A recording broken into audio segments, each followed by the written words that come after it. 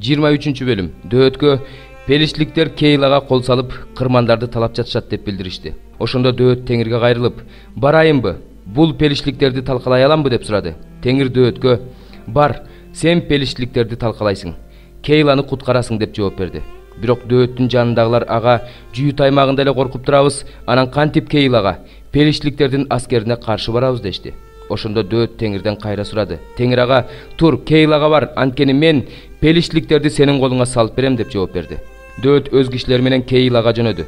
Пелиштиликтер менен согушуп, алардын малын айдап кетти. Аларга чоң бүлгүн салды. Ошентип Дөөт Кейланын тургундарын куткарды. Акимелектин уулу Абыятар Дөөткө келип, аны менен Кейлага барганда эфодту да ала барган. Дөөттүн Кейлага келгенин Шабулга билдиришти. Ошондо Шабул "Аны Кудай менин колума салып берди, анткени ал дарбазалуу, кулпулуу шаарга кирип, өзүн өзү бекитти" деди. Кейлага барып, Дөөттү жана анын кишилерин курчоо үчүн Шабул бүткүл элди согушка чакырды. Дөөт Шабулдун жамандык ойлогонун билгенде, ыйык кызмат кылуучу Абыятарга эфодту алып кел деди. Анан Дөөт Теңирге мындай деп кайрылды: "Теңир, Исраилдин Кудайы, Шабул Кейлага келип, мен үчүн шаарды талкалаарын кулуң укту. Кейланын тургундары мени анын колуна салып береби? Сенин кулуң уккандай Шабул бул жакка келеби?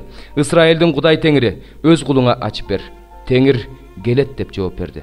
Дөөт "Кейланын тургундары мени жана менин кишилеримди Шабулдун колуна салып беришеби" деп сурады. Теңир "Салып беришет" деп жооп берди.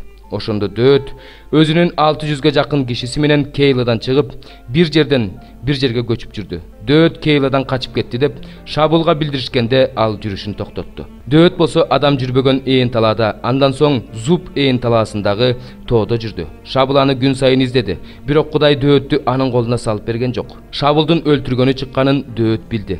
Дөөт болсо Зуб ээн талаасындагы токойдо болчу. Шабулдун уулу Жонатан Дөөткө токойго келип, анын Кудайга болгон ишенимин бекемдеди.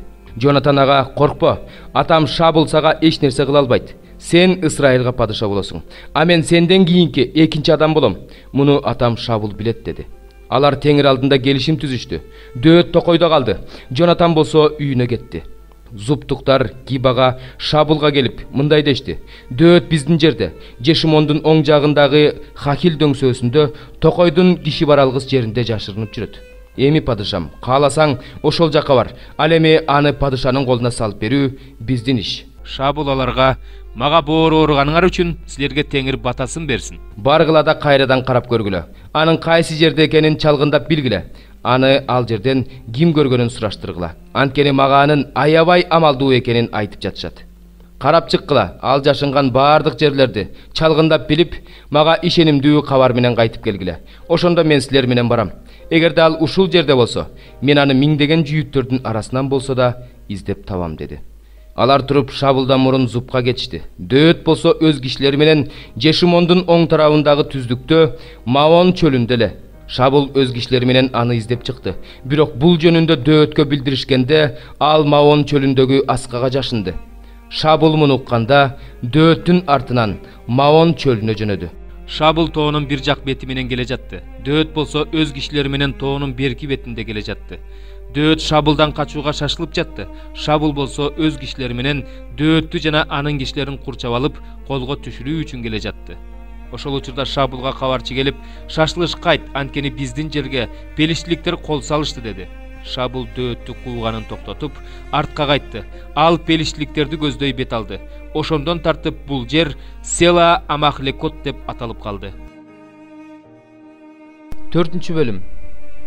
Ошентип адамдар бизди Машаяктын кызматчылары жана Кудайдын жашыруун сырларын билген үй башкаруучулары катары эсептей алгандай болушсун.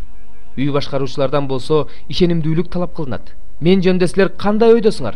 Башкалар кандай ойдо? Мен үчүн бул маанилүү эмес. Өзүм да өзүмө баа бербейм.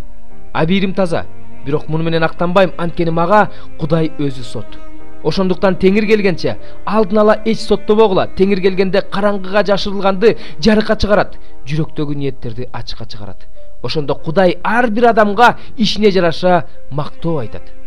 Ыйык жазуудан четтеп, ашыкча акылдуу сунбаганды бизден үйрөнүшүңөр үчүн, бир адамды экинчи бир адамдан жогору эсептебешиңер үчүн, бир туугандар, мен бул сөздөрдү силер үчүн өзүмө жана Аполлоско тиешелүү кылып айттым. Ким сени башкалардан жогору эсептеп жатат? Бардыгын Кудайдан алган жок белең. Эгерде бардыгын андан алган болсоң, анда эмне үчүн албагансып мактанып жатасың? Силер тоюп калдыңар, силер байып калдыңар, силер бизсиз эле падышачылык кыла баштадыңар. Силер чыны менен эле падышачылык кылып жатсаңар гана, анда биз да силер менен бирге падышачылык кылмакпыз. Кудай бизди, элчилерди, өлүмгө өкүм кылынган акыркы адамдардай кылып койсо керек деп ойлойм. Анткени биз бул дүйнөдө периштелер менен адамдар үчүн тамашага айландык. Биз Машаяк үчүн акылсызбыз. Силер болсо Машаяктын ичинде акылдуусуңар. Биз алсызбыз, силер болсо күчтүүсүңөр. Силер кадыр барктуу, биз болсо кадыр барксыз адамдарбыз. Ушул кезге чейин ачылаңач болуп суусап жүрөбүз. Бизди таякташат, жер кезип жүрөбүз. Өз колубуз менен эмгектенип жатабыз. Бизди жамандашат. Биз батабызды беребиз, бизди кубалашат, биз чыдайбыз. Бизди тилдегендерге жылуу жооп беребиз. Бул дүйнө үчүн биз ушул кезге чейин шыпырынды жана таштанды болдук. Мен муну силерди уяткарыш үчүн жазган жокмун. Силерге сүйүктүү балдарым катары акыл насаат айтып жатам.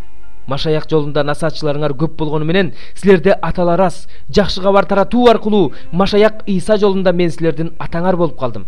Ошондуктан силерден суранарым, мен Машаяктан үлгү алгандай эле силер да менден үлгү алгыла. Мен силерге Теңирге ишенимдүү, сүйүктүү улум Тиметейди жибердим. Ал менин Машаяк жолундагы жашоомду бардык жерде, ар бир жыйында кандай окутуп жүргөнүмдү силердин эсиңерге салат. Мен силерге барбачыдай болуп, кээ бирөөлөр көөдөнүн көтөрүп жатыптыр. Бирок Кудай буйрса мен силерге жакында барам. Ошондо мен көөдөнүн көтөргөндөрдүн сөзүн эмес, күчүн сынап көрөм.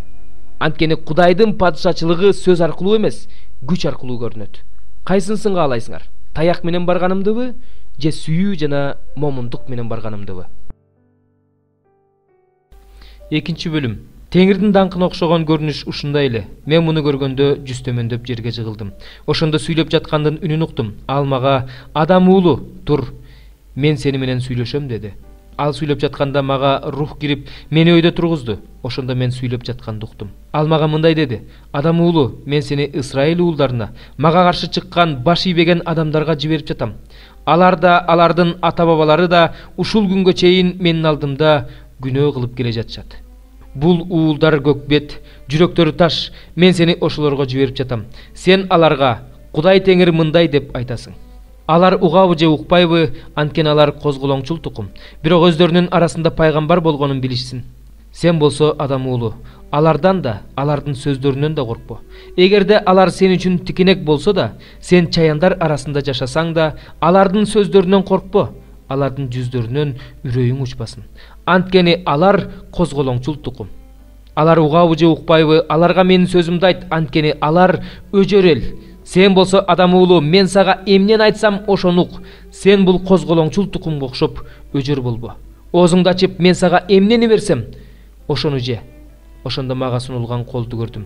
Ал колдо түрмөк китеп бар экен. Ал аны менин алдымда ачты. Китептин ичи да, сырты да жазылуу экен. Ал китепте ый, онтоо, кайгы деп жазылыптыр. 38 бөлүм. Ырчылар тобунун башчысы Жедутунга, Дөөттүн забыры. Тилим менен күнөөгө батпаш үчүн өз жолдорумду байкап жүрөйүн.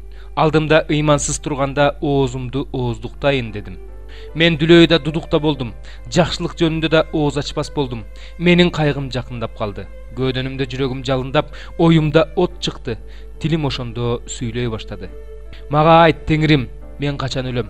Канча күнүм калды? Ал күндөрүм кандай болоорун, мен жашаган кылым кандай болоорун билейин. Сен мага бир сөөм өмүр бердиң. Менин өмүрүм сенин алдыңда эч нерсе эмес. Чын эле, ар бир адамдын жашоосу курулай убаракерчилик экен. Чын эле, адам элес сыяктуу жүрөт, бекер түйшүк тартат, дүнүйө жыйнайт. Анысы кимге калаарын билбейт. Мен эми эмнени күтмөк элем, Теңир? Менин үмүтүм бир өзүңдө. Мени мыйзамсыз иштеримдин баарынан куткар. Мени акылсыздарга кордотпо. Мен дудук болуп калдым. Ооз ачпайм, анткени сен ушундай кылдың. Менден соккуңду ал. Сенин колуңдун соккусунан мен жок болуп бара жатам. Эгерде сен адамды күнөөсү үчүн айыптап, жазалай турган болсоң, анда анын сулуулугу күбө жегендей көбүлөт. Ар бир адам ушундай түйшүкчүл. Менин сыйынуумду ук, Теңир. Менин ыйыма кулак сал. Менин көз жашыма унчукпай койбо, анткени мен сенин жолоочуңмун, өзүмдүн ата-бабаларымдай эле келгинмин. Мени кыйнаба, көзүм жумулуп, дүйнөдөн өткүчө, күчүмө кирип алайын.